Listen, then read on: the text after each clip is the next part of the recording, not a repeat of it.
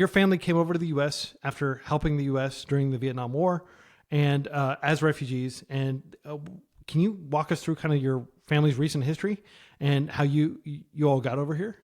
Yeah, thanks for asking, Quincy. It's very unique and interesting because every time we are introduced to somebody that doesn't know who Hmong or the Hmong people, we always have to tell the story, and it's a very unique story and awesome story too because my parents are born and raised in the mountains of Laos, and then during that time, the Vietnam War occurred, and the Hmong decided to help the U.S. because in Vietnam, this is just a bunch of jungles, right? Like, there's no maps. It's just a bunch of jungles, and the Hmong people understood the land and the lay and everything, right? And so they helped the U.S. Try to navigate the jungles and navigate the landscape. And in doing so, the Vietnamese started to dislike the Hmong people because we were helping the enemy. And so what happened was the Vietnam War was ending and the U.S. was going to pull the troops out and everything. And so everybody that was living in the mountains of Laos had to immigrate over to Thailand because that was safe haven. But by doing so, there was this river called the Mekong River, and they had to cross over that river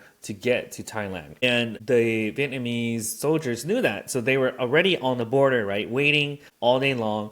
And if you cross that, like, you would get shot down or what. But they were just like waiting for people to go, and so you had to wait for the right time at night or something to cross over. And all the Hmong people wanted to do that because the Vietnamese were finding the Hmong people and imprisoning them or hunting them down. And so what my parents had to do was they had to find a boat or swim over. And my parents, like, they're from the mountains of Laos. There's no electricity there. To cook, they had to use wood, fire, all this stuff, right? And there's no electricity, no running water, really nothing up there but just dirt, and they built homes from wood and all that stuff, right? And so I don't even know if they know how to swim. Like, to be honest, I think they got lucky because one of my uncles knew of a boat, a canoe, and so they would hold on to the canoe and canoe over. And so they were able to do that to cross over. But in doing so, the ones that didn't know how to swim, some did not make it and some did, and it was a tragic story. But as they made it over, then they had refugee camps in Thailand.